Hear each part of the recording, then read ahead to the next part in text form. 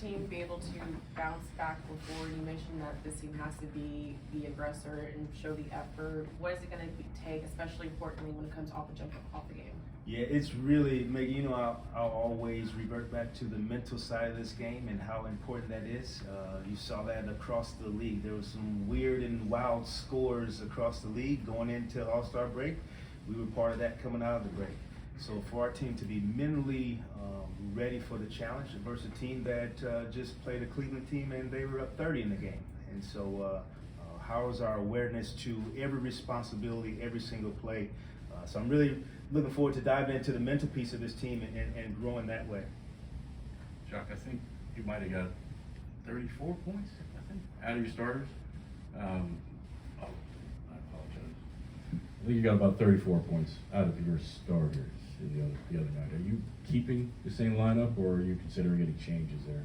Yeah, we don't anticipate Mikal and Spencer having those games where they're not going to score at a efficient enough clip for us to worry about changing lineups right now.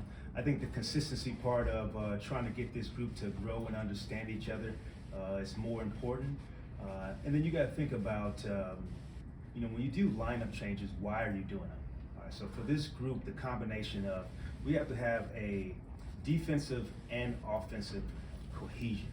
Okay, so I don't want to put the best 5 offensive guys out on the floor at one time. It's just not going to work. It's just not on the defensive end of the floor. It's just not going to work. So to be able to mesh, guys who can break the paint for us and score the basketball with guys who can cover up the sins of those guys on the defensive end of the floor. So trying to create that balance right now. And that's why I didn't want guys to buy into, am I the 6th man coming into the game? Am I the 10th man coming into the game?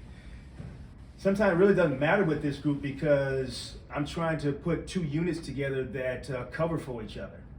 So I think that's the big piece for us going forward, while not trying to change up too many things. So that's the challenge, Brian. And then presumably then for the moment, you still think Cam, when I say Cam, I mean Cam Thomas, not CJ, is best suited coming off the bench in that kind of role. When I look at it, there's a difference between starting and playing against other starters and who you have to guard on the other end as a starter. So I think that piece of it. I think Dorian Finney-Smith is one of our best defenders we have on our team. So it's pretty tough to take him out the lineup when there's other offensive guys that he's covering sins up for. Nick Claxton, pretty tough to take him out the lineup. I don't want to go player by player why they're in, but the balance of having a unit out on the floor that can cover for each other and have a mix of offense and defense, that's the goal when I look for the entirety of the group and how the group's going to grow together. Jacque, I know you just said you didn't want to go player by player, but just specifically with Yuta Watanabe, what needs to happen for him to get back in the rotation? It's just a numbers game. We've played 10 guys. And Yuta was on the outside of that 10-man rotation. It's difficult as is as a coach, I'll be honest with you, to play 10 guys. Just the minutes, you have a group of guys that play 30 minutes, 30 plus. You have a group that plays in the 20s, and you have a group that doesn't play.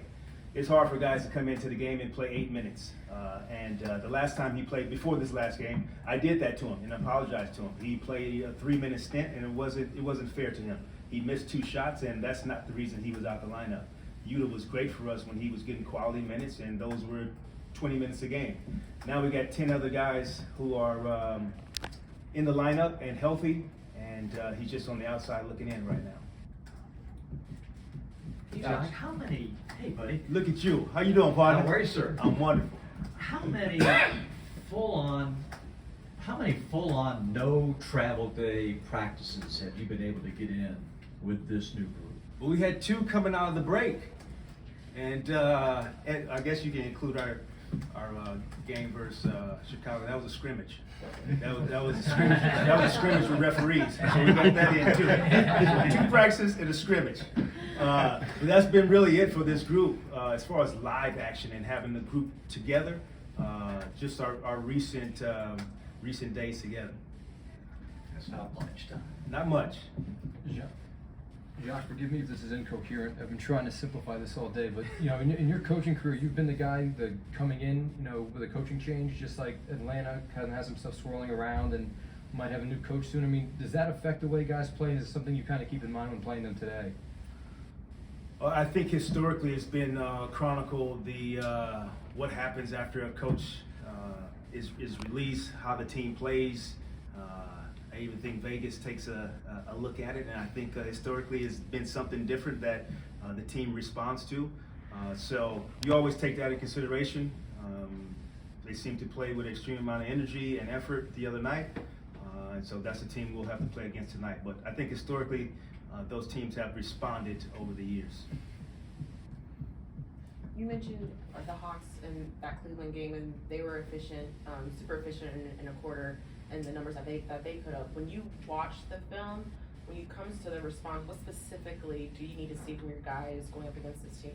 Well, the personnel piece, they have guys that you're not locked into your responsibility, they'll make you pay for it. So whether that is at the end of the quarter, Trae Young, if you're in a bonus, you got to get your hands out. He's going to try to get 2 free throws from you.